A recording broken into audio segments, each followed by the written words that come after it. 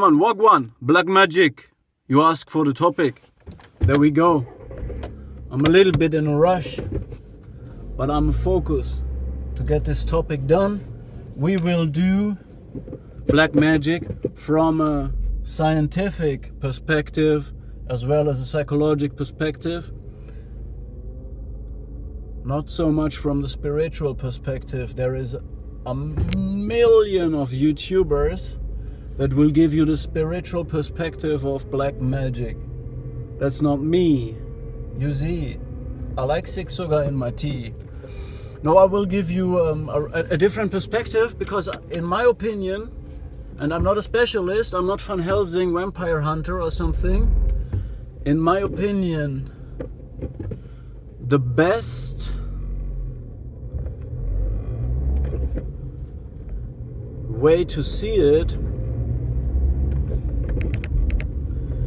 is, the most healthy way to see it is the scientific way.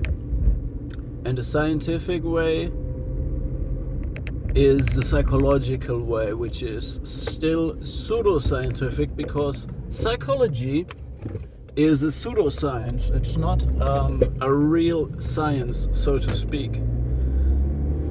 It is the precursor. What came before psychology was spirituality. So out of spirituality, when you apply the scientific concept as good as possible, what you get is psychology trying to describe the world behind the world, like spirituality. So what is the reason behind the behavior? We see a behavior, what is behind, happening in the head, in the mind of people. The scientific part of it is neuroscience. What the hell, this girl can't drive. And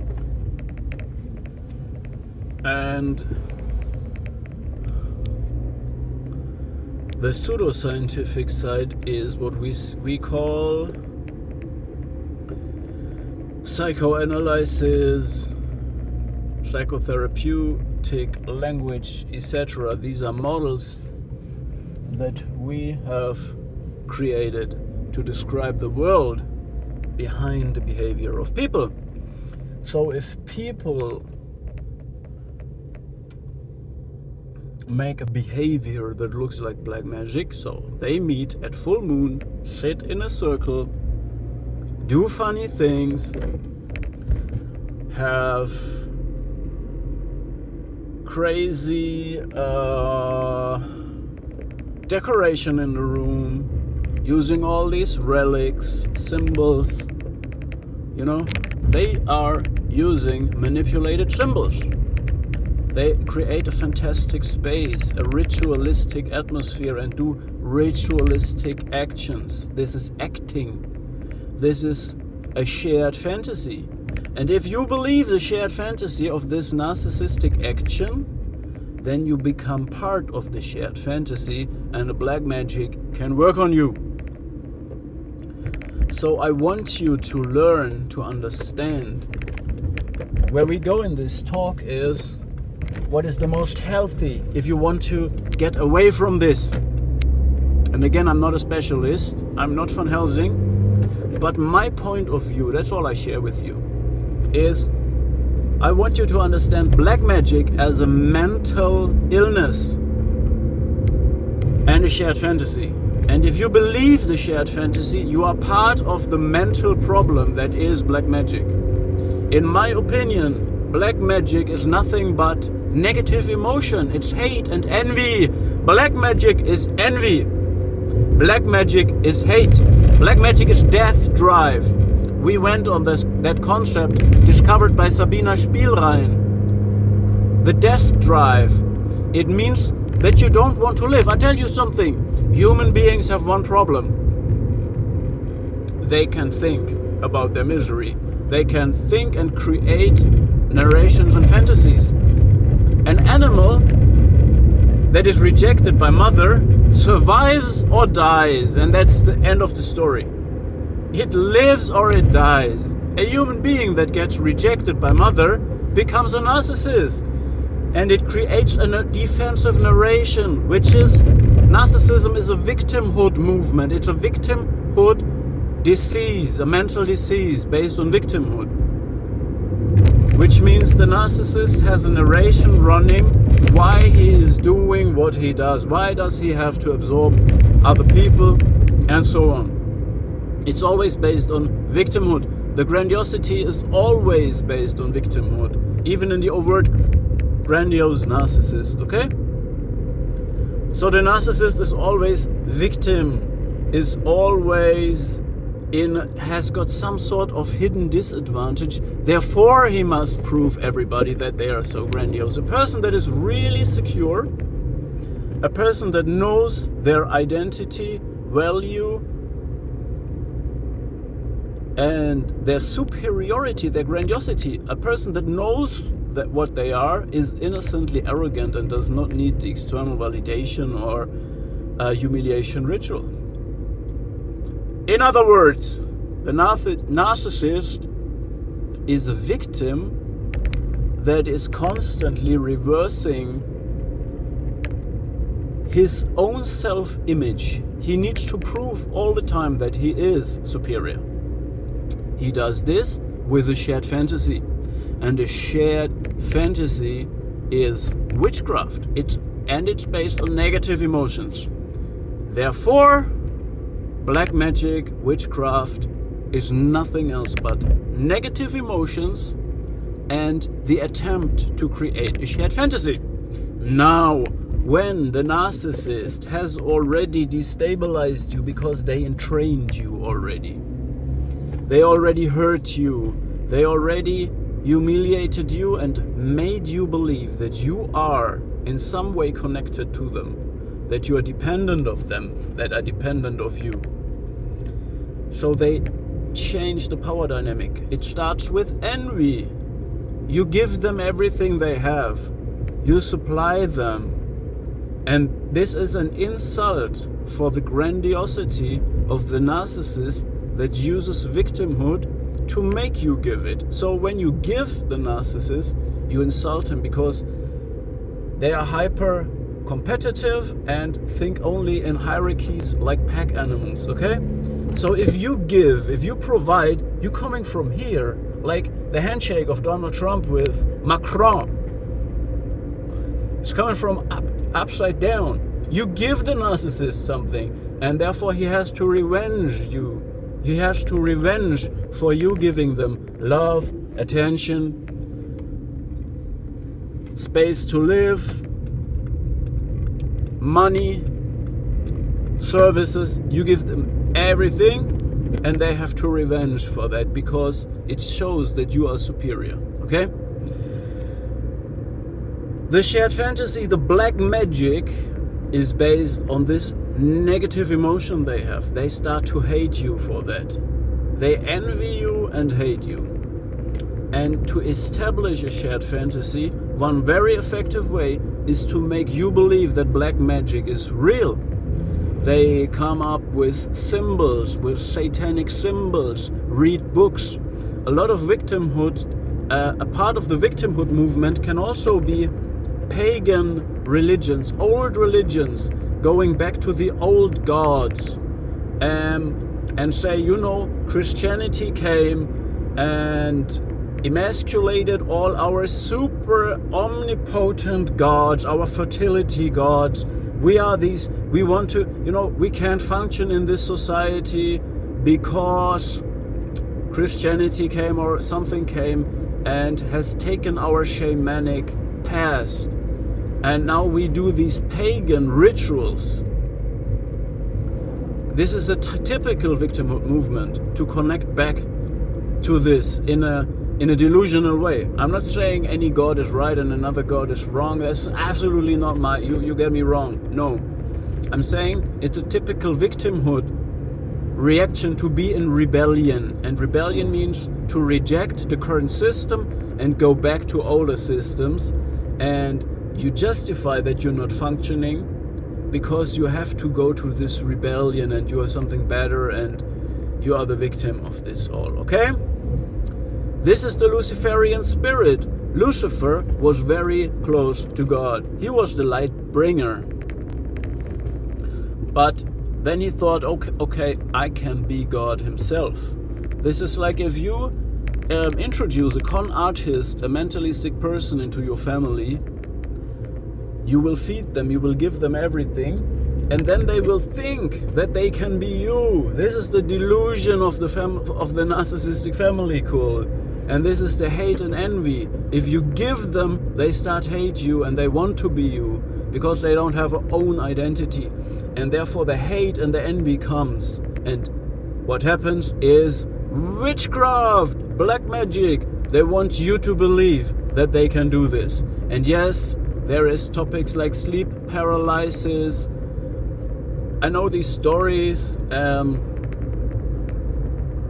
And they will again use the symbols to make you believe. They will scare you. They will do strange altars. They will build altars in the forests and do all kind of ritualistic things that are aimed.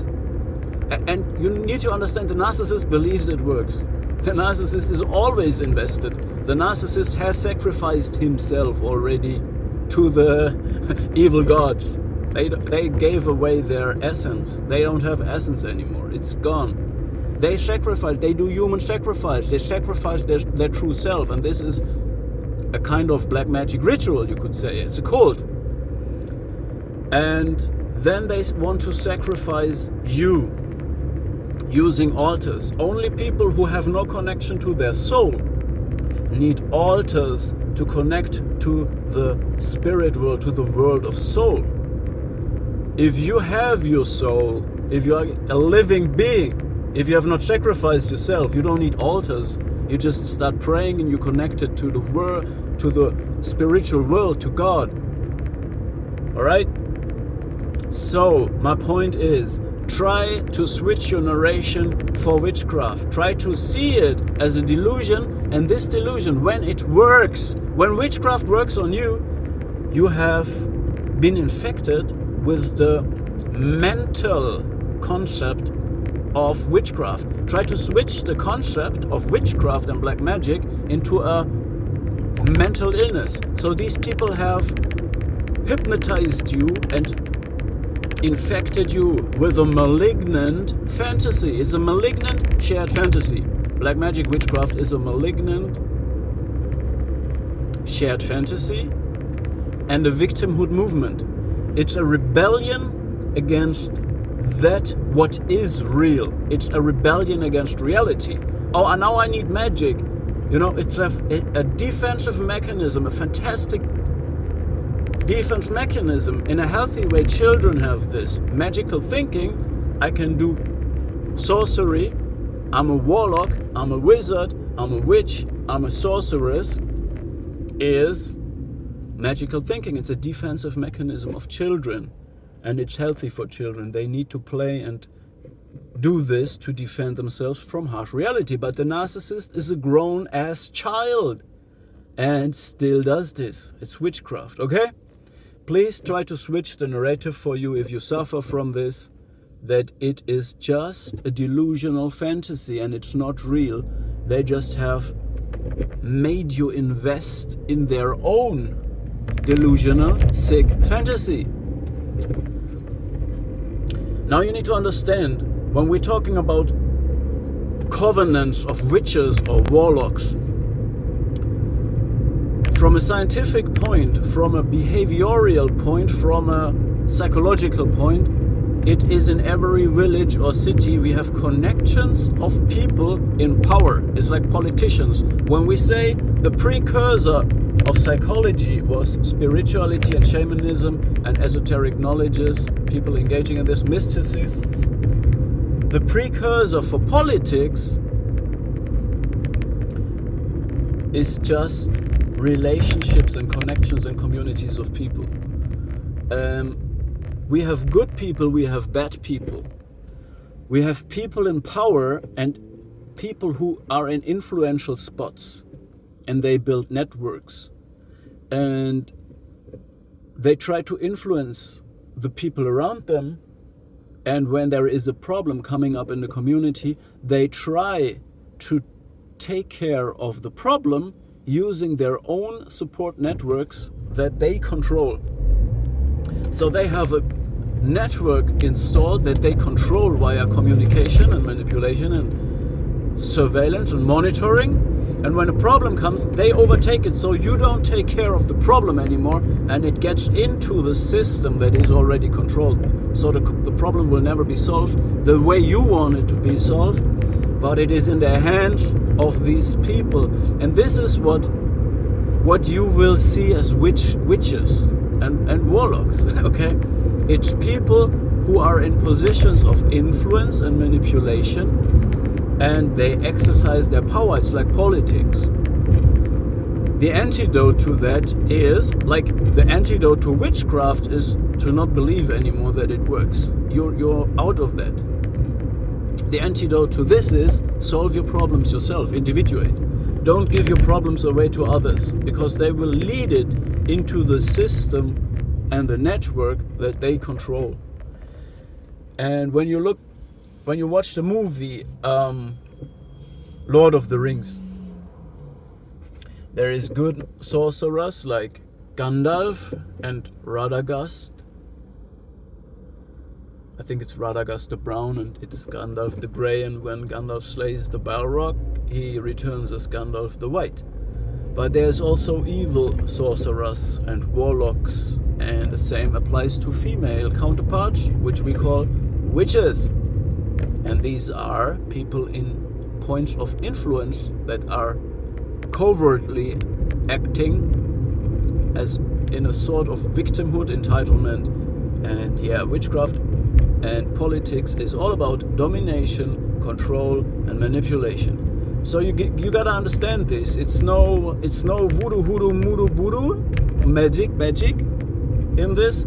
This is just to target you, to make you believe it. It's a part of the acting to induce fear in you, to destabilize you, and establish the shared fantasy, the malignant shared fantasy in your head via ritualistic behavior and other strategies of manipulation, control, and domination. So what you still can do is pray correctly, read the scripture. If you're in it, you cannot immediately get out of this and say, okay, it's just a psychopathic, narcissistic, delusional fantasy, what they do. When you feel it, you feel it. What you can do, if it helps, pray correctly. Read the scripture.